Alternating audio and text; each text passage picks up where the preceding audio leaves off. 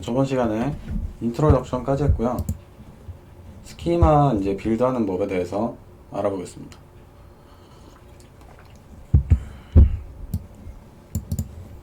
보면은 너의 데이터 그래프에 대한 초안을 작성한다.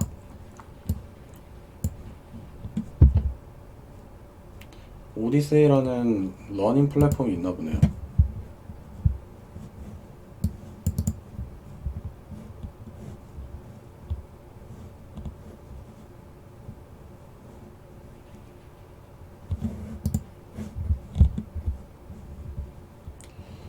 코스를 돈 주고 듣는 건가요?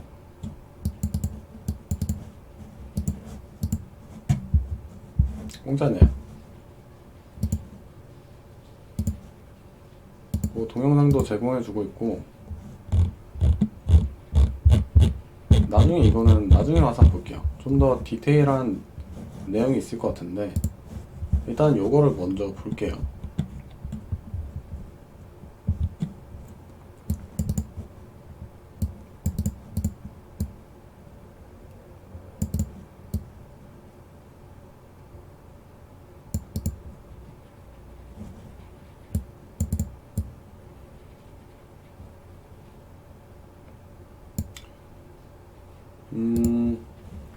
그러니까 데이터 그래프 QL이 결국은 이제 그래프가 서로의 이제 관계에 대해서 이제 알려주는 그런, 그래프 같은 경우는 자료 구조 중에 하나이죠.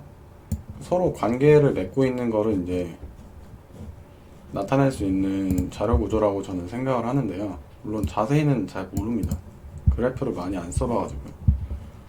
어쨌든 그래프 QL이 데이터 그래프 기반으로 되어 있고, 스키마를 활용해서 이거를 이제 정의를 한다라는 거고요. 어떤 데이터가 이제 포함되어 있는지 타입을 정의한다고 하죠.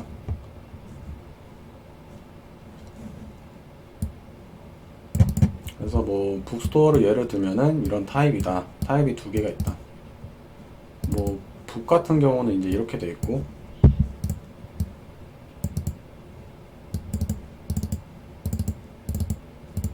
네. 그리고 어서 이제 같은 경우는 어서는 많은 복수를 쓸 수 있으니까요. 결국에 이게 원투 매니 관계죠. 원투매니. 그래서 얘는 하나의 작가에 속하고 작가는 많은 복수를 가지고 있다. 결국엔 여기도 이제 관계를 맺도록 하게 되어 있네요.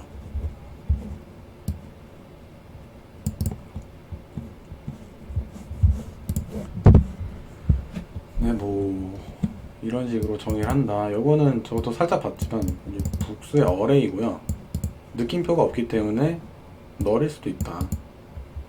널이 아니라 빈 어레이는 최소한 와야 된다. 이걸로 알고 있어요.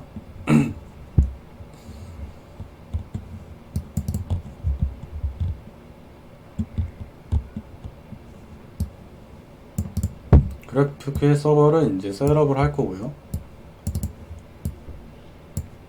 스키마 구조를 강제한다. 그리고 스키마를 적용을 할 거다. 그러니까 스키마 구조를 강제한다는 것 자체가 굉장히 타입이 강하다는 거예요. 강하다는 걸로 이제 해석을 할 수 있습니다. 그래서 보면은요,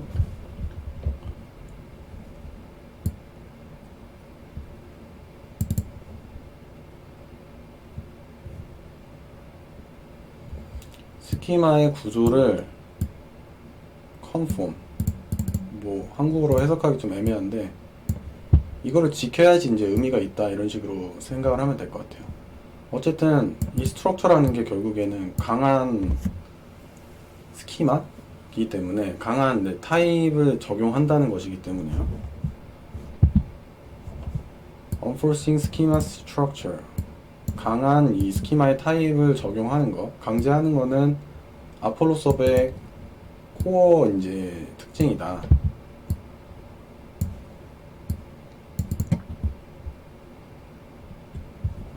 요거 이제 그래픽 QL 자체의 특징이라고 보면 될 것 같아요. 강한 스키마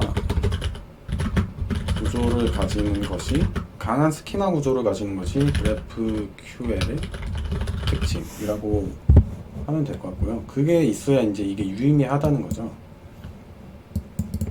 요거는 이제 파일 구조가 이렇게 되어 있나 봐요.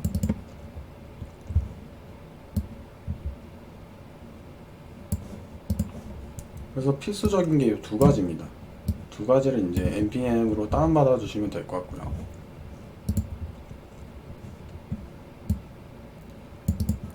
이게 이제 뭐 엔트리 포인트가 되는 거겠죠? 서버 단의 엔트리 포인트.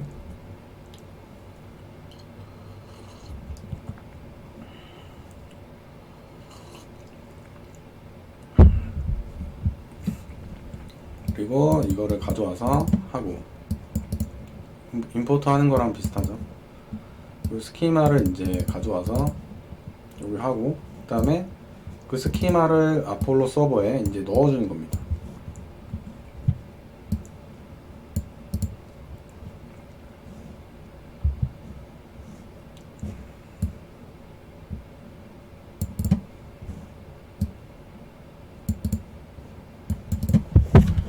일단 기본적인 컨셉은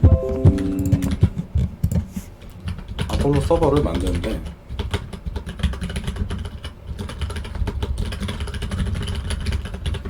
스키마를 아규먼트로 넣어줘야 한다. 그럼 이 스키마대로 이제 아폴로 서버가 동작을 한다는 거죠. 이 스키마를 인식해서 아폴로 서버가 그에 맞는 일을 해준다는 것 같아요. 스키마를 받을 준비가 됐고, 그 다음에 스키마 여기 아무것도 안 써져 있나 보죠. 그래서 이제 지금 정의하자. 세팅을 해놓고 나중에 타입 def를 정의하자는 거고, define your schema's type. 스키마의 타입을 정의해라.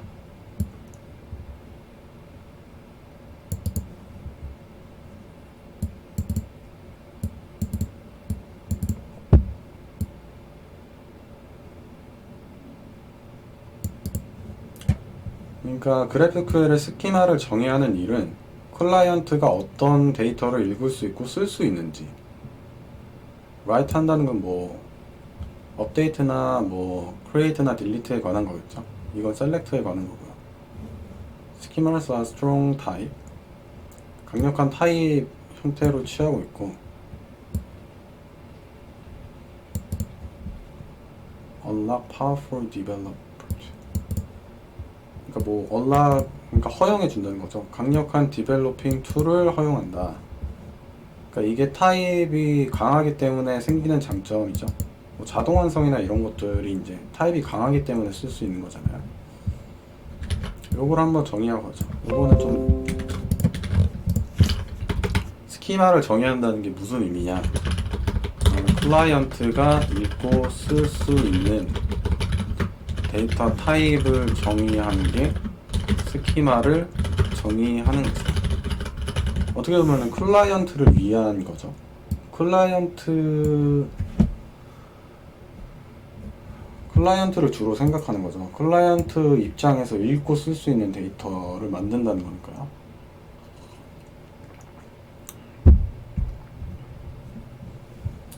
그리고 your schema structure는 지원해야 한다. actions that. 그러니까 클라이언트가 취할 수 있는 액션도 지원해 준다.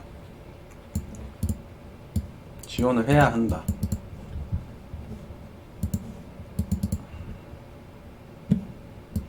예를 들면 이제 fetch를 할 수 있어야 되고, fetch를 할 수 있게 액션을 만들어 놔야 된다는 거죠. 이것도 마찬가지고, 개별적인 거, 그리고 로그인 할 수 있고, 뭐 이런 것들, 그냥 이런 것들을 액션을 이제 클라이언트가 취할 수 있는 액션을 만들어 놔야 된다는 거죠. 그러니까 데이터 타입만 정의하는 게 아니라 액션도 같이 정해줘야 된다 는 말인 것 같아요. 데이터 타입을 정의하는 것 뿐만 아니라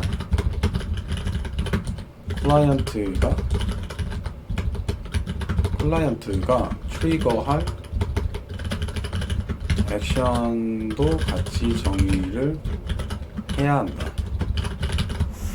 것인 것 같아요.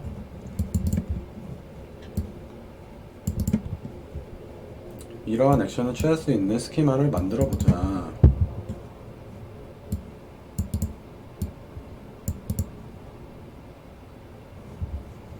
타입 def라는 그 베리어블을 생성하기 위해서 뭐 아폴로 서버의 GQL, GraphQL 약자인가요?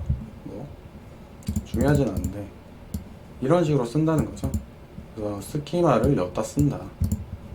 그리고 이거를 엑스포트 해준다는 거죠. 일단 여기서 핵심은 여기서 스키마를 작성할 때 GQL이라는 이게 아마 함수인가요? 뭐죠? 함수 형태도 아닌 것 같고 좀 희한한 신텍스인데 모르겠어요. 이게 어떻게 동작하는지는 솔직히 좀 감이 안 오네요. 이게 펑션이면은 뭐 아규먼트를 쓸 수 있게 소괄호를 해줘야 되는데 이게 어떤 식으로 동작하는지는 솔직히 잘 모르겠습니다.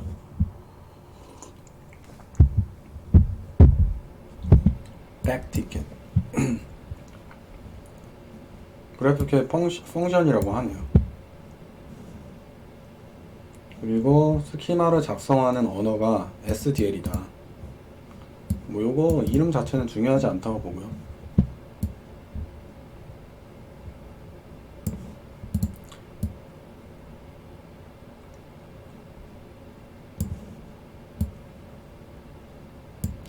그러니까 이런 스키마를 작성하는 일은 프론트 엔드 단에서도 이제 쿼리를 날릴 때 이 스키마 기준으로 많이 스키마를 참고해서 이제 쿼리를 날려야 되기 때문에 백엔드와 프론트엔드가 이제 콜라보레이트 해야 된다. 이 구조를 만드는 데 있어서 저희가 지금 아폴로 서버를 이용한다고 해서 이거를 독단적으로 쓰기보다는 같이 쓰는 거기 때문에 둘 다 콜라보레이터를 해야 된다. 그리고 스키마 퍼스트 디벨롭먼트를 연습해라.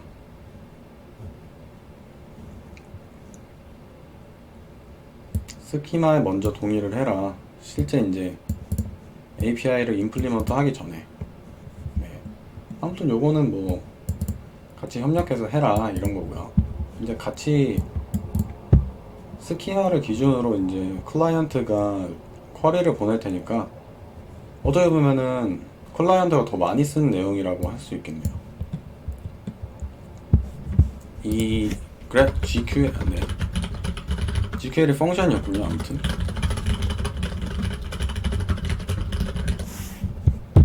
오브젝트 타입에 대해서 대부분의 정의, 스키마에서 대부분의 정의는 오브젝트 타입이다. 이게 하나의 오브젝트고 이게 오브젝트 타입이라는 거겠죠.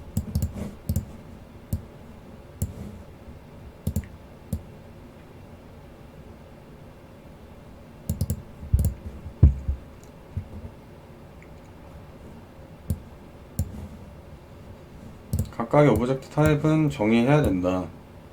오브젝트를 클라이언트가 아마도 상호작용을 할, 그러니까 어쨌든 클라이언트 얘기가 자꾸 나오는 거 보니까 클라이언트 위주인 것 같아요.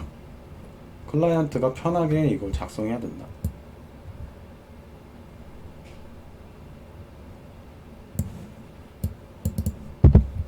그러니까 여기 보면은 런치즈를 이제 패칭을 해야 되니까 런치즈라는 리스트를 가져오려면 일단 런치라는 타입이 당연히 정의가 되어야겠죠. 요거를 이제 복사하라고 하네요. 오브젝트 타입. 자,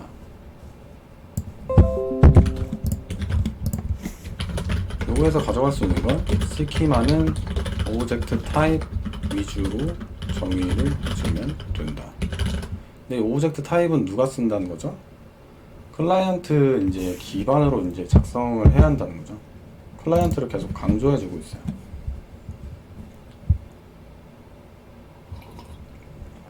런치라는 오브젝트는 여러 가지 필드를 가질 수 있다. 그렇죠?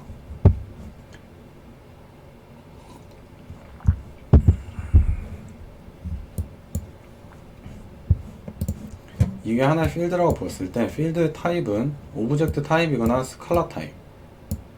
그러니까 이런 게 이제 스칼라 타입인 것 같아요. 원시 값을 말하는 것 같아요.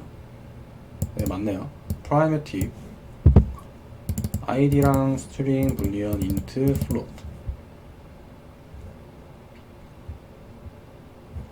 자바스크립트는 원래 숫자랑 타입이 그냥 넘버라서 인트랑 플롯이 없는데 요거는 이제 데이터베이스 기준으로 나눈 것 같아요.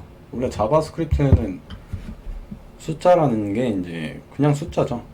인트나 플로트라는 개념이 없어요. 다 저는 소수로 처리한다고 알고 있는데 정확한 거는 자세히는 모르겠습니다. 아무튼 요 타입이 없다는 거.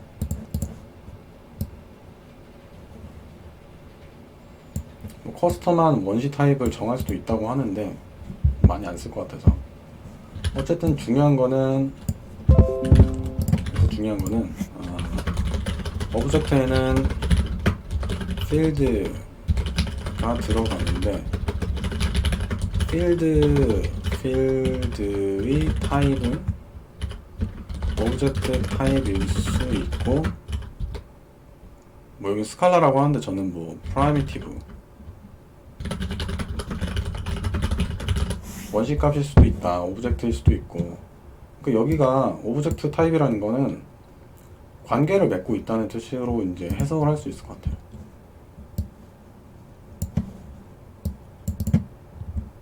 네, 뭐 커스터마이징을 할 일이 있을지 모르겠지만 아무튼 커스터마이징 할 수 있다 는 것까지 한번 정리를 해두죠.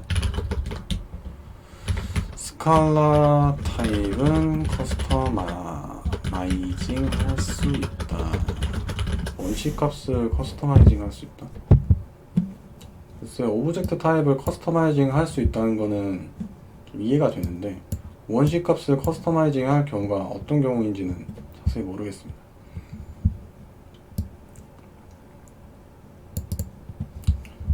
런치에 보면요, 미션이랑 로켓이라는 이제 다른 오브젝트 타입을 참조하고 있다.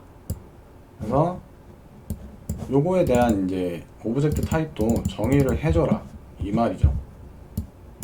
along with user type. 유저 타입도 같이 정의를 하자. 뭐 여긴 없지만 유저 타입도 같이 정의를 하자 라는 거고.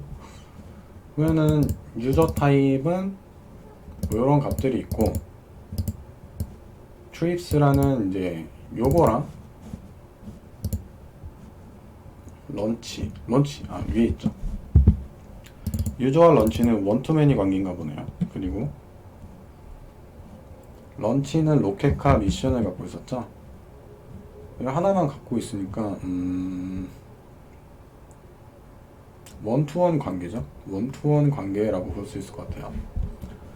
런치는 미션과 로켓을, 그쵸? 하나의 발사는 이제 하나의 로켓과 하나의 미션을 가지는 게 말이, 뭐 여러 미션을 가질 수 있겠지만 여기는 원투원 관계라고 보는 것 같아요.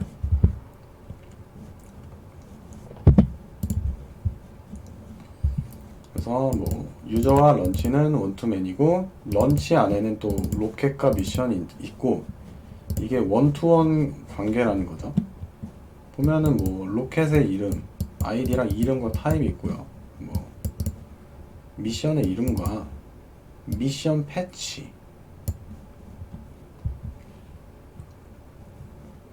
미션 패치는 곧 스트링이라는 건데 여기 좀 잘 이해가 안 되네요. 여기에 왜 파라미터를 정해 놨는지.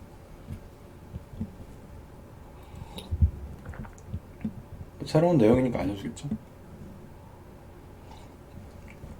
스퀘어 브라켓.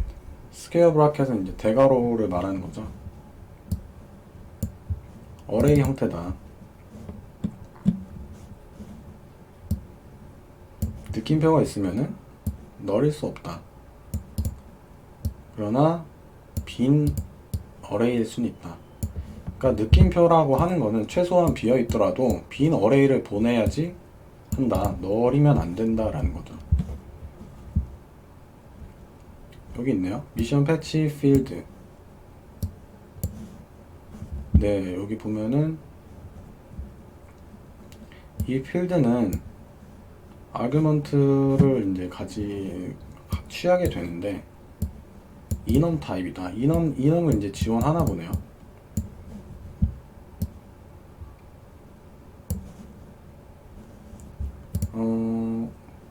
그 필드에 대한 쿼리를 보낼 때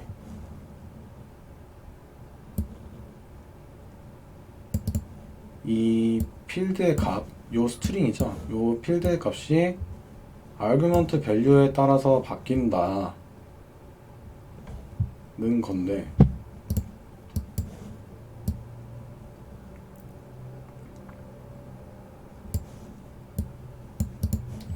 여기에 뭘 넣느냐에 따라서 이게 된다.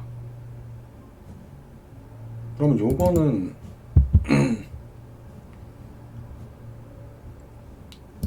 이렇게 파라미터가 있는 거는 클라이언트가 요 값을 정한다는 건가요?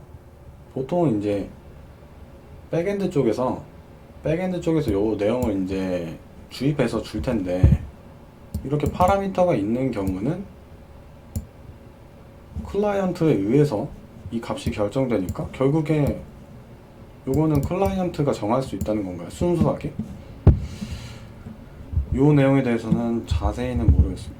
자세히는 이해가 안 됐고, 일단 필드에 여기 있는 게 좀 이상하게 저는 느껴지네요. 요거는 순전히 클라이언트의 몫이라는 건가요? 여기서 알아야 될 거는, 느낌표를 쓰면은 널은 무조건 안 된다, 빈 어레이는 가능하다, 이렇게 하고요. 일단 널에는 무조건 안 된다는 거, 뭐라도 보내야 된다는 거죠. 그리고 필드 자체 파라미터를 넣을 수 있다. 그러니까 이 파라미터를 넣는 주체는 클라이언트인데, 그 아규먼트에 따라서 결과값이 달라지는 건 어쨌든 클라이언트가 뭐든지 결정할 수 있다는 건가요? 아무튼 모르겠고요. 자세한 건 좀 알아봐야 될 것 같아요. 패치 사이즈 이넘을 쓸 수 있다.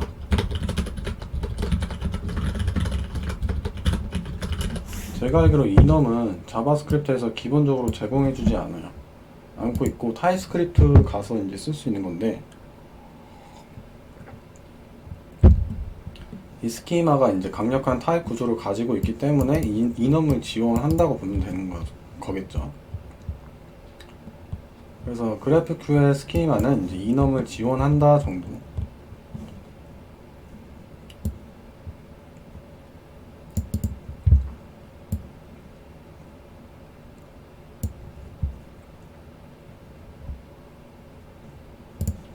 그래서 오브젝트를 정의했고요.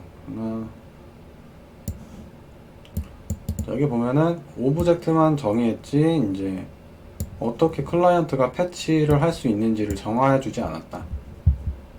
근데 해결하기 위해서는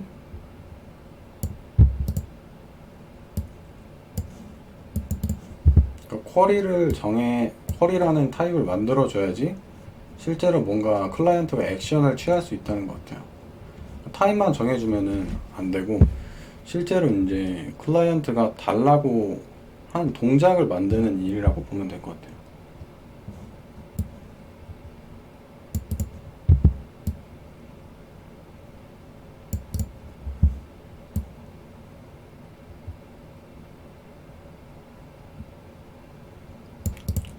스페셜한 타입인 쿼리 타입, 이름이 이제 중요하다는 거죠. 그래서 보면은 이런 식으로 정의를 한다. 파라미터 설정을 해줬고요. 보면은 이게 함수랑 되게 비슷하다고 느껴지는 게, 파라미터가 없는 함수고요. 결과 리턴 타입으로는 요게 가야 된다. 그리고 함수명이고 파라미터 하나 반드시 줘야 하고, 리턴은 이제 널이 될 수도 있지만 어쨌든 런치 타입을 기반으로 준다. 미라는 이제 것을 쿼리로 요청하면은 유저라는 것을 준다. 근데 널일 수도 있다라는 거죠. 어쨌든 타입만 정해주는 게 아니라 실제로 클라이언트가 뭔가 그것을 행동할 수 있게끔 그러니까 트리거를 해야지 이제 되는 거죠. 실제 이게 쿼리가 되는 거겠죠. 말 그대로 그러네요. 쿼리 클라이언트 입장에서 이제 요거를 써야 된다는 거고요.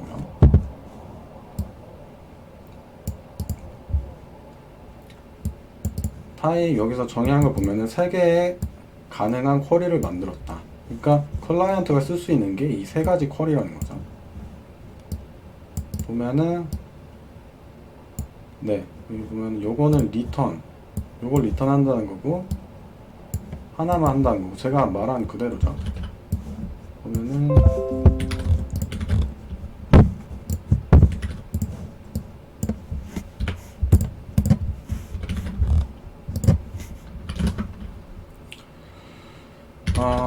타입만 정해주면 되는 게 아니라 실제 클라이언트가 쓸 수 있는 쿼리를 작성해야 한다. 스키마에서요. 그리고 쿼리라는 타입을 만들어주면 된다. 이름은 꼭 쿼리 넣어야 한다. 여기서 보면은 그냥 제가 편하게 해석하면은 함수의 타입 기준으로 만들면 될 거예요. 펑션 타입, 펑션 네임과 파라미터 그리고 리턴 타입에 대해서 정의를 해주면 된다 라는 거죠. 저는 이렇게 이해할게요. 이게 펑션 네임이고 파라미터 있으면은 이거 써주고 리턴 타입 제가 그래도 타입스크립트 한번 봤기 때문에 이게 완전 어색하진 않은 것 같아요. 뮤테이션 타입 보면은 쿼리는 이제 패치가 가능하지만 그러니까 읽을 수는 있지만 데이터를 수정할 수 없다. 그러니까 CRUD에서 R에 관련된 게 쿼리고 C, U, D에 관련된 게 이 뮤테이션이라고 하는 것 같아요. 그래서 이 데이터를 이제 모디파이 하게 하려면은 뮤테이션을 정의해야 한다. 이것도 스페셜한 타입이고 쿼리랑 비슷하게 생각하면 될 것 같아요. 보면은 이제 트립을 예약한다는 거니까 생성한다는 거겠죠. 그리고 취소하는 거고요. 그리고 로그인 하면은 뭔가 값을 수정하는 하나 보죠. 뭐 토큰을 바꾼다거나 그런 식으로 할 것 같은데요. 특정 타입을 요거는 이제 밑에서 만든 것 같아요. 특정 타입을 꼭 반환해야 한다.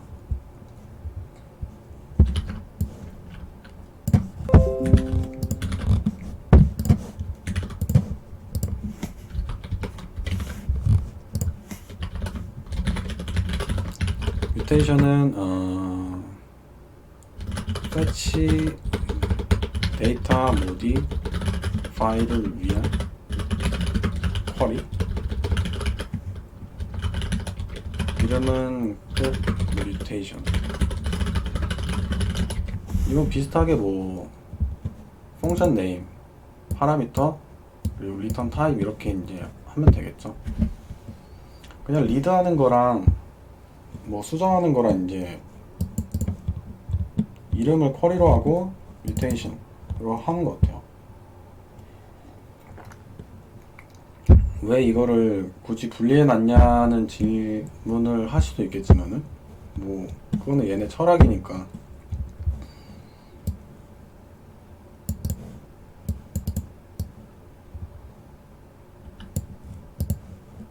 뮤테이션에 대한 리턴 타입은 완전히 당신에게 달렸다.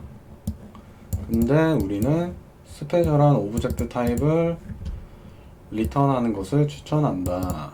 요거에 대한 응답으로 써요. 요거는 이제 좀 팁이라고 하니까 뮤테이션에 대한 응답은 또 따로 타입을 만드는 것을 써난다. 이렇게 하면은 그래도 일관성이 생기니까 그렇겠죠. 네, 저도 이제 이걸 만들어야겠네요. 보통 이제 크리에이트 하면은 뭐 크리에이트 된 그런 오브젝트를 리턴을 해줄 수도 있지만 여기 리턴을 해주네요. 이런 일정한 형태를 가지고 이제 작업을 하면은 좀 더 일관성 있는 깔끔한 코드가 되겠죠. 성공에 대한 스테이터스와 메시지, 그리고 뭐 결과.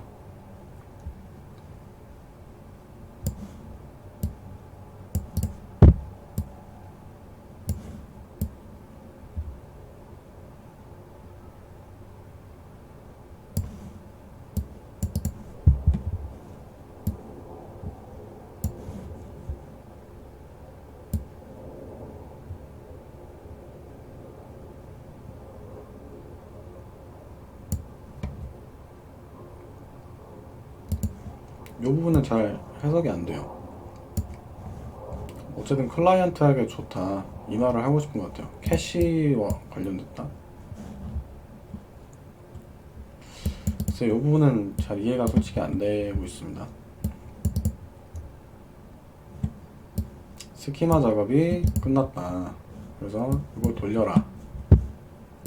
이거를 돌리면 이제 돌아간다.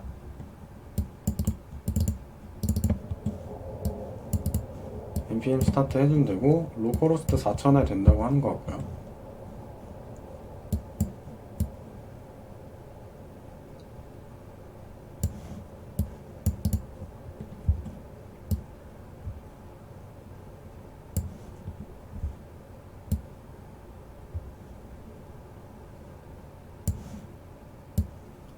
개발에 도움이 되는 인트로스펙트라는 것을 제공해 준다는 것 같고요.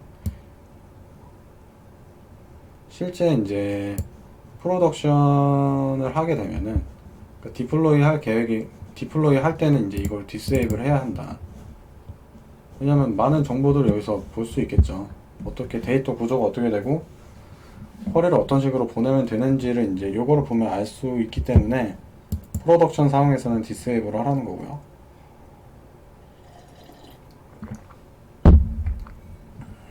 요 노드 env라는 이 environment variable이 프로덕션의 경우에는 이거를 이제 자동으로 디세이블 해준다라는 것 같아요.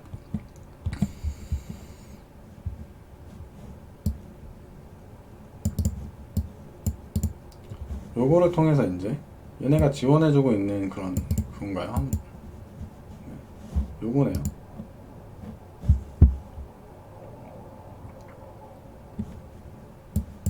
가입을 해야 된다. 요거에 가라. 그리고 뭐 로컬로 이제 해라. 로컬 서버로 연결할 거니까 테스트니까요. Note that your local must be running. 로컬 서버가 러닝 되어야 된다.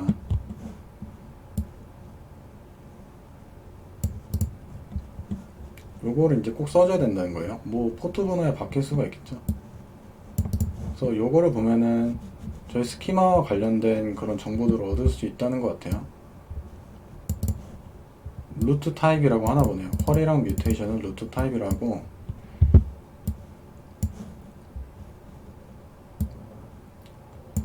요거를 클릭하면은 이제 필드에 관한 정보를 볼 수 있고 스키마에 대한 정보를 볼 수 있다.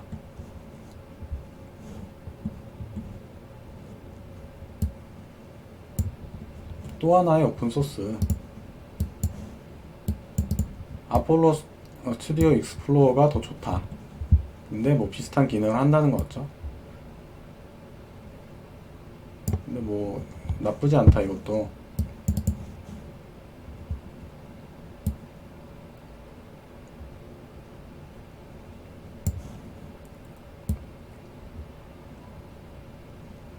여기에 들어가면은 뭐 이런 내용들을 볼 수 있다. 스키마와 관련된 쿼리랑 뮤테이션에 관한 거랑, 그렇죠? 클라이언트가 액션을 취하려면 이 두 가지에 대해서 알아야 되고요. 그리고 오브젝트 타입에 대해서 알 수 있다는 거고요.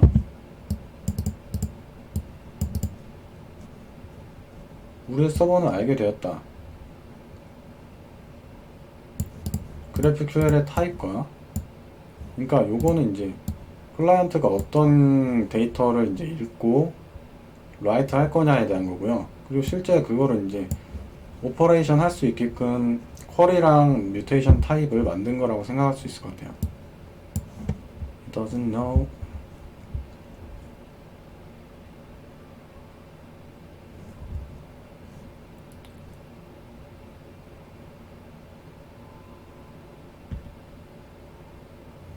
그러나 it doesn't know where to obtain data to respond.